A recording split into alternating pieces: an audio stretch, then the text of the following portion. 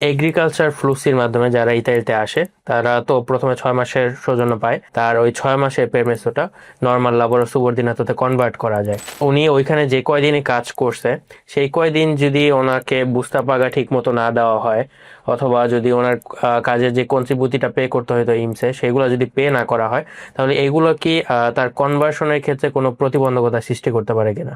যেহেতু মালিক আমাকে দিয়ে কাজ করিয়েছে, সো আমি আইনত আমার কন্ট্রিবিউটি মালিক যে সরকারকে পে করতে হবে, এটা আমার একটা অধিকার।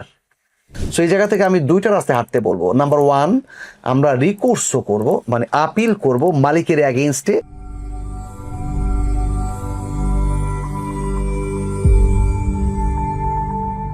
আসসালামু আলাইকুম ভাইয়া।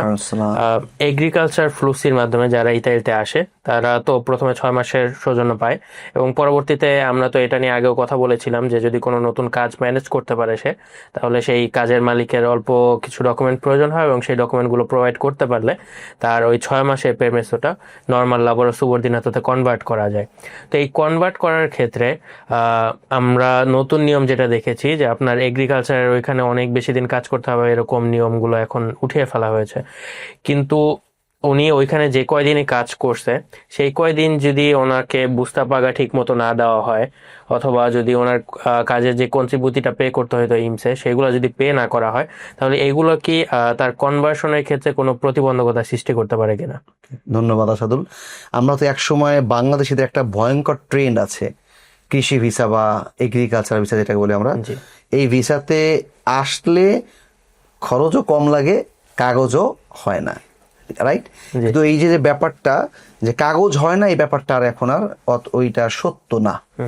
কাগজ যদি কেউ চায় তাহলে এই যে বললা তুমি, কনভার্সন করে তার একটা স্থায়ী স্টে পারমিট হতে পারে। তবে শর্ত হচ্ছে এরকম, আমি যেখানে স্পন্সর এগ্রিকালচার স্পন্সর এসেছিলাম, কৃষি ভিসা এসেছিলাম, তো সেখানে আমাকে কমপক্ষে 39 দিন পে করেছি, সরকারকে কন্ট্রিবিউটি পে করেছি, আমার সেই কাজের প্রমাণ আছে। যদি 39 দিনের কম কন্ট্রিবিউটি পে করা হয় অথবা একদমই না করা হয়, সেই ক্ষেত্রে আমার এসে স্তাজনালে পেরমেসো হতে পারে, কিন্তু এটাকে পরবর্তীতে কনভার্ট করে লাবোরো সুবর্দিনাতো করাটা আর পসিবল হচ্ছে না। আমরা এই রিসেন্টলি এক্সাম্পল দিতে পারি আমাদের একটা ভাই ফয়সাল ভাই।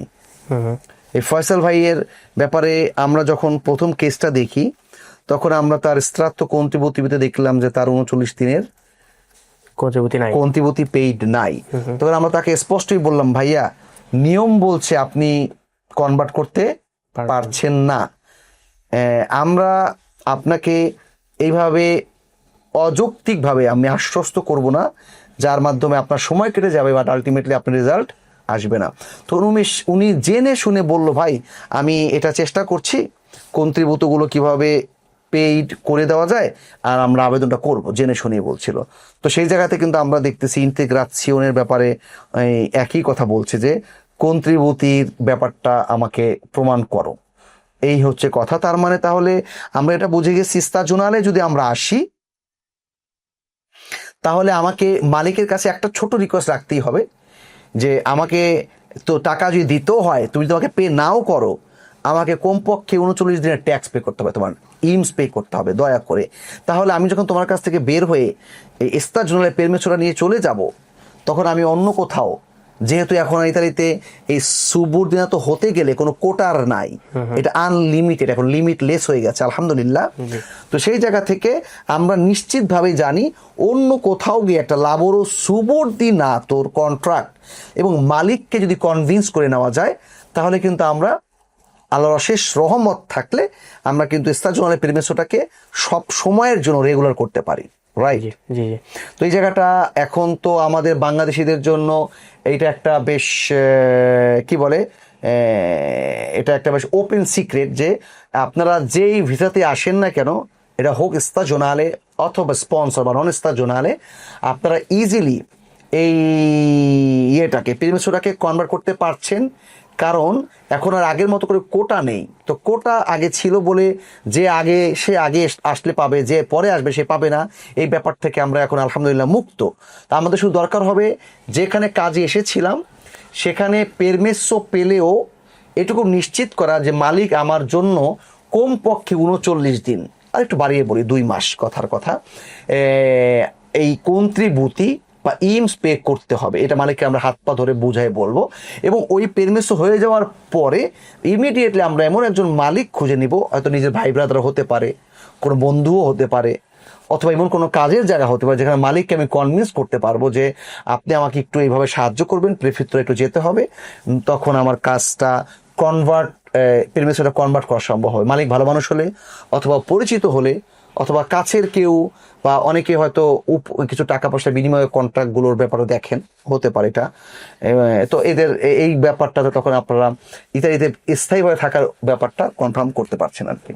আচ্ছা, যদি কারো এই আপনি যেটা বললেন 39 দিন মিনিমাম কাজে কন্ট্রিবিউটি পে করা না থাকে এবং কনভার্সনের আবেদন করার পরে সেটা যদি রিজেক্টেড হয়ে যায়, তাহলে তাদের জন্য ইতালিতে থাকার ক্ষেত্রে তারা কি পদক্ষেপ গ্রহণ করতে পারে? ভালো প্রশ্ন। আমরা এখানে 2 রকম রাস্তায় হাঁটবো বলবো। যেহেতু মালিক আমাকে দিয়ে কাজ করিয়েছে, সো আমি আইনত আমার কন্ট্রিবিউটি মালিক যে সরকারকে পে করতে হবে, এটা আমার একটা অধিকার।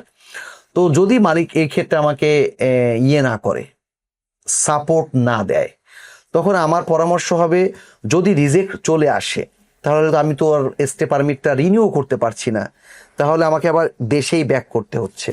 সো এই জায়গা থেকে আমি 2টা রাস্তায় হাঁটতে বলবো। নাম্বার 1, আমরা রিকোর্সও করব, মানে আপিল করব মালিকের অ্যাগেইনস্টে, সাথে সাথেই এই যে কনভার্সনের, কারণ এখানে আমার তো দোষ নাই, আমিও কাজ করেছি, আমাকে বুস্তাবাগা দিয়েছে, আমাকে পে করেছে।